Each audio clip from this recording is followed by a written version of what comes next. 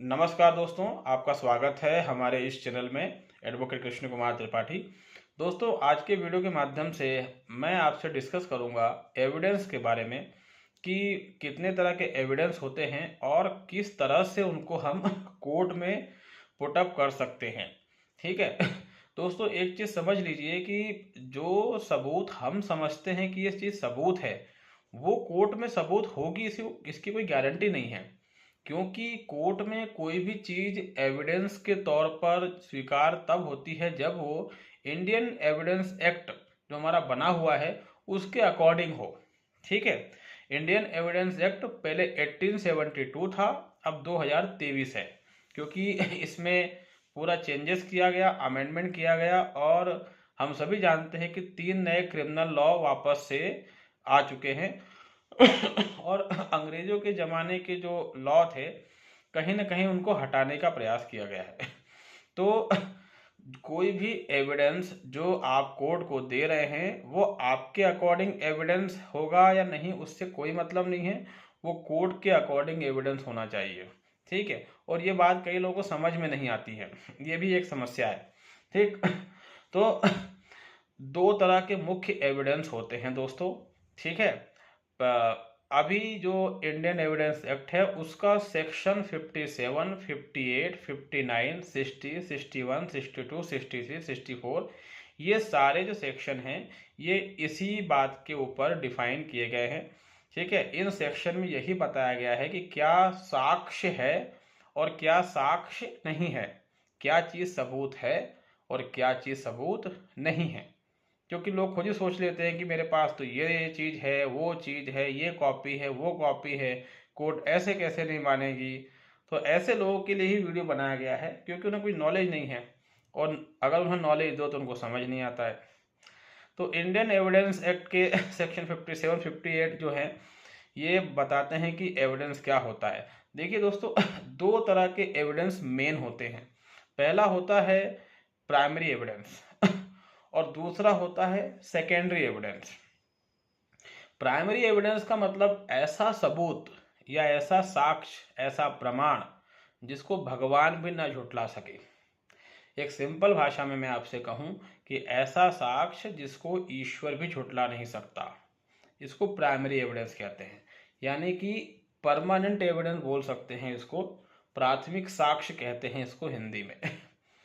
और secondary evidence मतलब ऐसा एविडेंस जिसको कोर्ट एक्सेप्ट कर भी सकती है और नहीं भी कर सकती है, उसको कोर्ट रिजेक्ट भी कर सकती है या फिर ये कोर्ट का डिस्क्रिशन है कि उसको स्वीकार करे या ना करे। ऐसे एविडेंस को सेकेंडरी एविडेंस कहा जाता है। सेकेंडरी एविडेंस जिसको कोर्ट सेकंड ऑप्शन समझती है, फर्स्ट ऑप्शन नहीं समझती।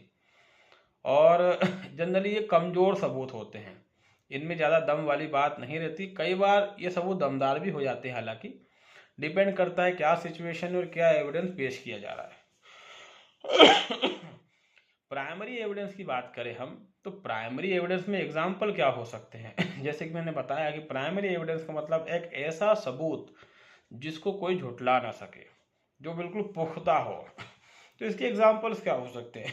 देखिए, प्राइमरी एविडेंस की एग्जांपल की बात करूं अगर मैं तो जितने भी ओरिजिनल डॉक्यूमेंट्स हैं ये प्राइमरी एविडेंस होते हैं। मान लीजिए कि आप किसी अस्पताल में गए और आपने अपना ब्लड चेक कराया, आपको ये नहीं पता कि आपका ब्लड ग्रुप क्या है। डॉक्टर ने चेक किया और डॉक्टर ने लिख दिया कि आपका ब्लड ग्रुप मान लीजिए ए पॉजिटिव है। और ये लिखने के बाद डॉक्टर ने अपनी सील लगा दी और साइन कर दी। और वो डॉक्टर जो था वो गवर्नमेंट हॉस्पिटल का डॉक्टर था। अब कल को अगर आप ये डॉक्यूमेंट कोर्ट में पेश करते हैं तो कोर्ट इस डॉक्यूमेंट पे कोई सवाल नहीं उठाएगी, कोर्ट इस डॉक्यूमेंट को एज इट इज एक्सेप्ट कर लेगी।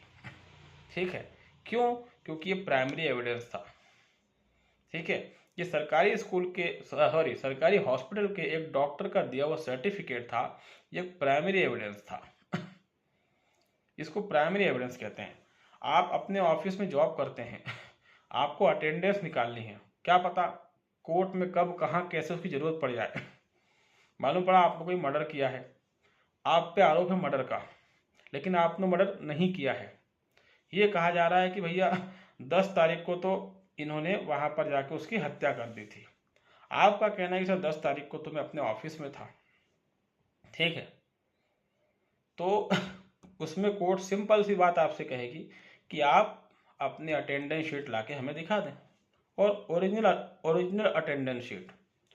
ओरिजिनल नहीं ला सकते तो सर्टिफाइड अटेंडेंस शीट, और सर्टिफाइड नहीं ला सकते तो फिर एक एफिडेविट लेके आ जाइए जिसमें आपके ऑफिस के जो ऊपर के कर्मचारी हैं, अधिकारी हैं, उनका उसमें स्पष्टीकरण हो और उसमें 2 गवाहों के भी साइन हो।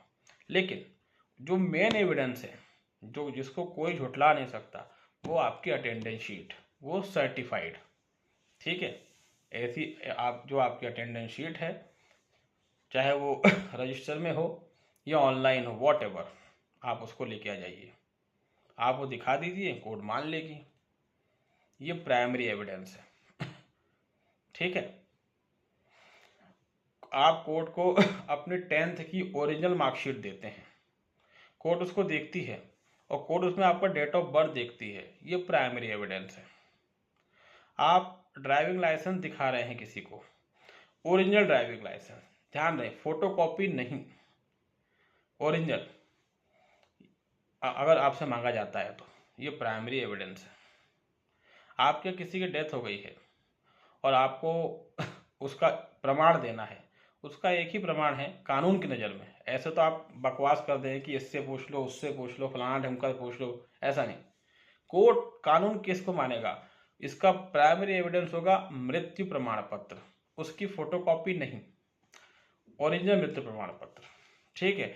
अगर आपके पास ओरिजिनल नहीं, फोटोकॉपी है, तो कोर्ट उसको एविडेंस नहीं मानेगी, ठीक है। ये दोस्तों प्राइमरी एविडेंस होते हैं इसको कहते हैं प्राइमरी एविडेंस, प्राथमिक साक्ष्य, ठीक है, जिनको प्राथमिकता दी जाती है, ठीक है। यानी एक तरीके से कह सकते हो मतलब ठोस सबूत, पुख्ता सबूत ये प्राइमरी एविडेंस होते हैं दोस्तों। और इसके अलावा बहुत सारे प्राइमरी एविडेंस होते हैं जो टाइम टू टाइम हमको ऑटोमेटिक समझ में आने लग जाते हैं। अगर किसी बंदूक की गोली से किसी की हत्या हुई है तो उस बंदूक को चेक किया जाएगा कि किसके नाम पर है, और जिसके भी नाम पर है उसके नाम के दस्तावेज कोर्ट को दिखा दिए जाएंगे, ये प्राइमरी एविडेंस होगा। लेकिन अगर वो दस्तावेजों की फोटोकॉपी आप दिखाते हैं तो इसको कोर्ट नहीं मानेगी, फिर आप रोएं गाएं विधवा विलाप करें, उससे कोई मतलब नहीं है। तो प्राइमरी एविडेंस इसको कहते हैं दोस्तों, जो पुख्ता सबूत होते हैं इसको प्राइमरी एविडेंस कहते हैं। कई बार ऐसा होता है कि एक व्यक्ति दूसरे व्यक्ति की जमीन के कागज में जमानत देता है। अब जज कहता है कि भैया ऑनलाइन चेक करो ये खसरा नंबर सही है कि नहीं है। अब वो खसरा नंबर चेक करते हैं, उसका प्रिंट निकाल लेते हैं, ठीक है। तो ये जज सिर्फ अपनी पुष्टि के लिए करता है, लेकिन ये प्राइमरी एविडेंस नहीं है, इवन ये सेकेंडरी एविडेंस भी नहीं है। ये सिर्फ जज ने खुद की जानकारी के लिए किया, क्योंकि जज की आंखों के सामने सब कुछ हुआ, ठीक है। अदरवाइज अगर आप अपने खसरा नकल की फोटोकॉपी ला के जज को दे दें, जज उसको नहीं मानेगा, क्योंकि ये एविडेंस है ही नहीं। आप सर्टिफाइड कॉपी देंगे तो जज मानेगा। तो मेरे ख्याल से प्राइमरी एविडेंस क्या होता है दोस्तों, ये आपको समझ में आया होगा, ठीक है। एक पुख्ता सबूत जिसमें किसी तरह का डाउट ना किया जा सके, वो सबूत कैसा भी हो सकता है इसको प्राइमरी एविडेंस कहा जाता है। अब सेकेंडरी एविडेंस क्या होता है दोस्तों, तो सेकेंडरी एविडेंस जो होता है ये एक तरह का कमजोर एविडेंस होता है, और इसको कोर्ट कई बार स्वीकार करती भी है और कई बार नहीं भी करती है। इसमें जनरली इलेक्ट्रॉनिक एविडेंस दोस्तों आते हैं, ठीक है, और उनको एक्सेप्ट कोर्ट करेगी। इसके लिए आपको जो भी रूल्स इंडियन एविडेंस एक्ट में दिए हैं उसको फॉलो करना पड़ेगा।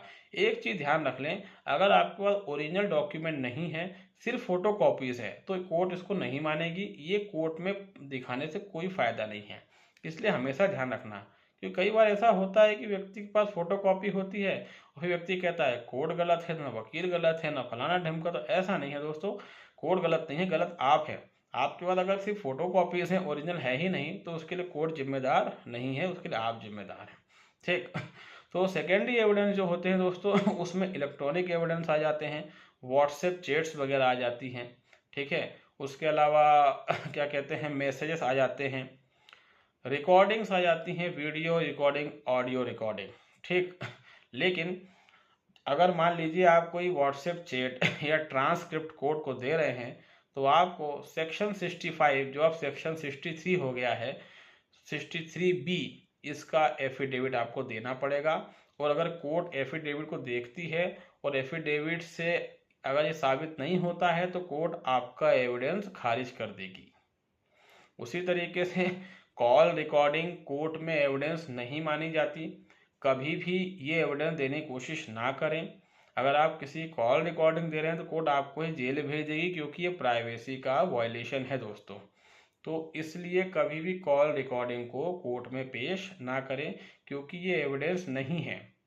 कॉल रिकॉर्डिंग सिर्फ कुछ ही मामलों में एविडेंस हो सकती है, जहां पर कि किसी से बातचीत करने के बाद इस चीज का बोध हो रहा हो कि ये बंदा कोई क्राइम करने जा रहा है। अगर ऐसा कुछ हो तो उसको उस कॉल रिकॉर्डिंग को कोर्ट वैलिड मान सकती है। अदरवाइज किसी भी तरह की कॉल रिकॉर्डिंग को कोर्ट नहीं मानती है। इसको कोर्ट में दिखाने से जनरली कोई फायदा नहीं होता है और कोर्ट इसको खारिज ही करती है। और कोर्ट को अगर ये लगता है कि आपने किसी की प्राइवेसी का वायलेशन किया है तो कोर्ट जो है आपको सजा दे देगी। इसलिए आप ये दावा करते हैं कि मेरे पास कॉल रिकॉर्डिंग है, फलाना है, ढमका है, इसका कोई मतलब नहीं है। ये चीज़ें कोर्ट में मान्य नहीं है।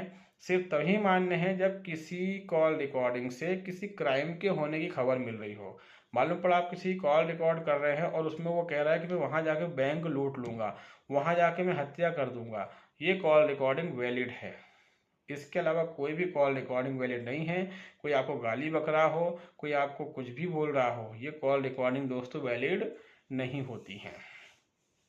इसके बाद आता है क्या कहते हैं, वीडियो रिकॉर्डिंग। तो वीडियो रिकॉर्डिंग का भी यही है कि ये वैलिड तो है, लेकिन इसमें जो रिकॉर्डिंग कर रहा है उसको ये बताना पड़ेगा कि उसने रिकॉर्डिंग क्यों करी थी, उसका उद्देश्य क्या था। और इसमें भी धारा 65B का आपको 63B का जो अब धारा चेंज हो गई है उसका एफिडेविट देना